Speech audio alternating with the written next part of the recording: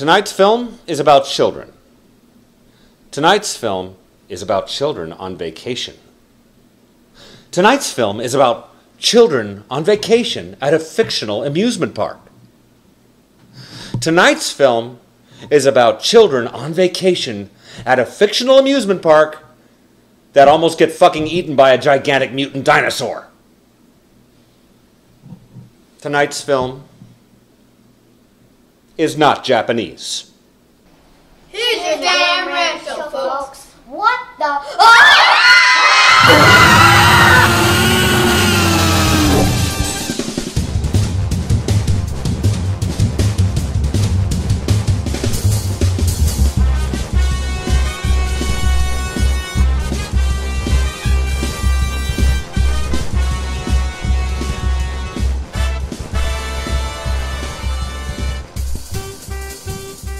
Greetings and welcome to Film Rants, which boasts a surprisingly low juvenile mortality rate per episode.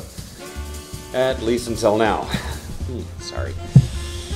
I'm your host, E. Adam Thomas, and tonight we'll be looking at the most successful box office blitzkrieg so far this summer, Jurassic World. Boasting an all-star cast of people who were probably being breastfed when the original Jurassic Park came out, this $150 million film starts with a thriving theme resort full of tourists and genetically recreated dinosaurs. Chris Pratt stars as Owen, the hunky dino trainer, who has developed a raptor rapport of sorts, and who seems to be the go-to guy for all matters concerning the safety and security of the dinosaurs and the tourists at the park.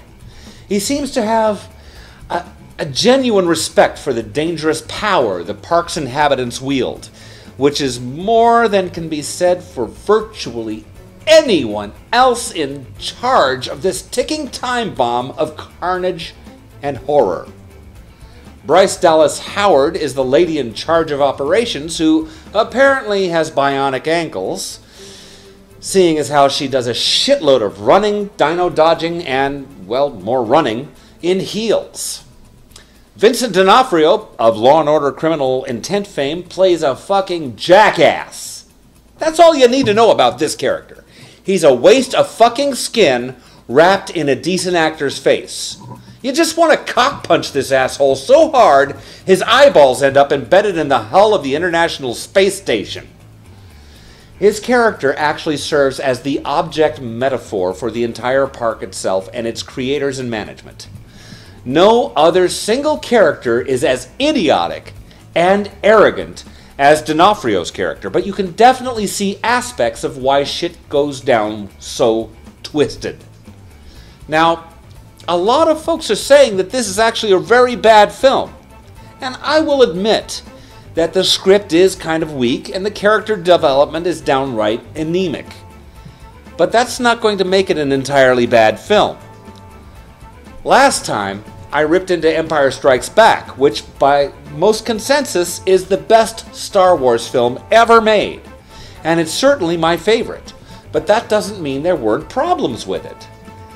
This is not a perfect film, and if you're the kind of person that studies film in detail, there are going to be some glaring issues with it that will drive you absolutely nuts. But I've got news for you, Professor.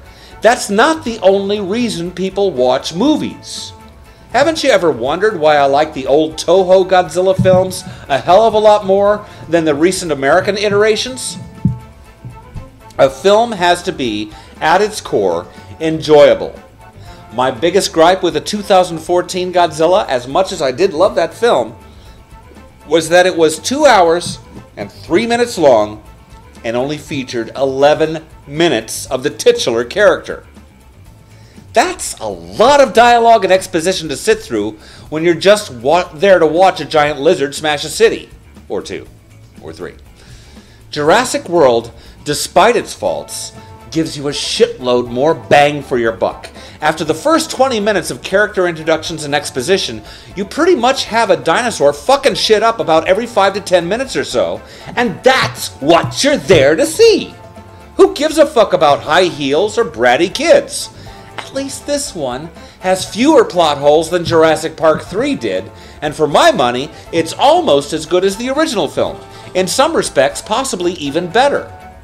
Creating a new fictional dinosaur might have been a bit of a stretch, but let's face it, the Indominus Rex looked fucking badass, so I'm not going to give them a hard time about it.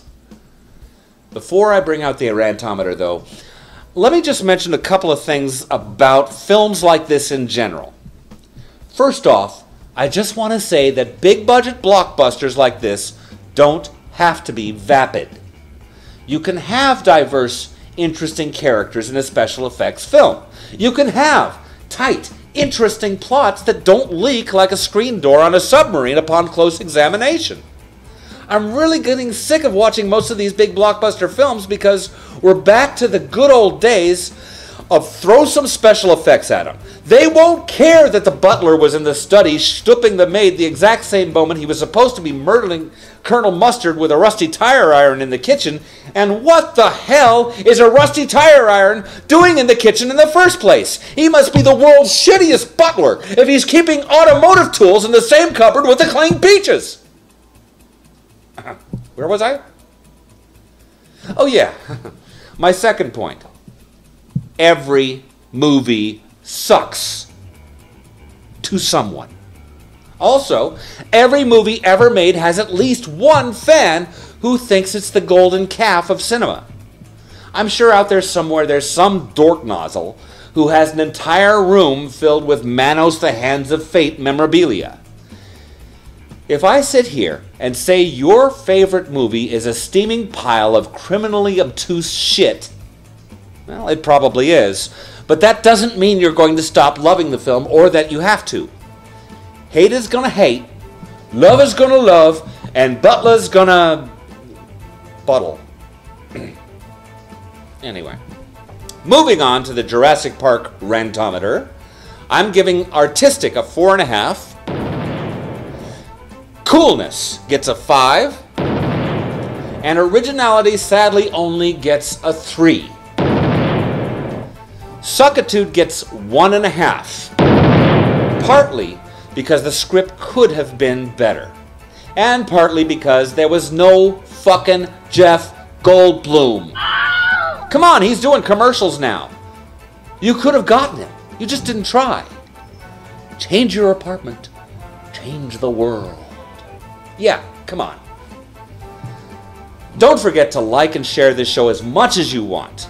Tell me what you really think of me by emailing me at filmrantscat@cox.net or post to the Film Rants Facebook page at the URL below.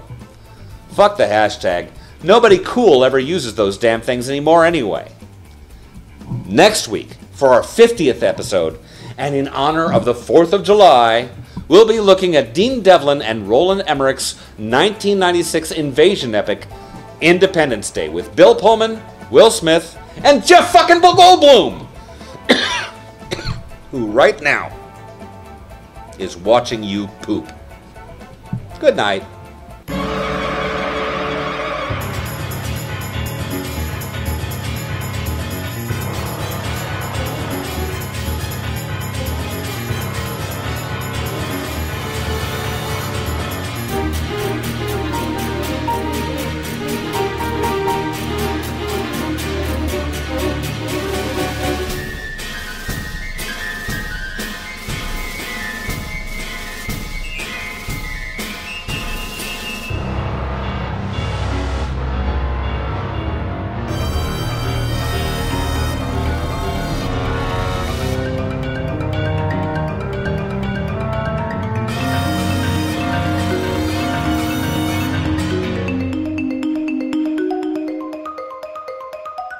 Angry Men Reviews.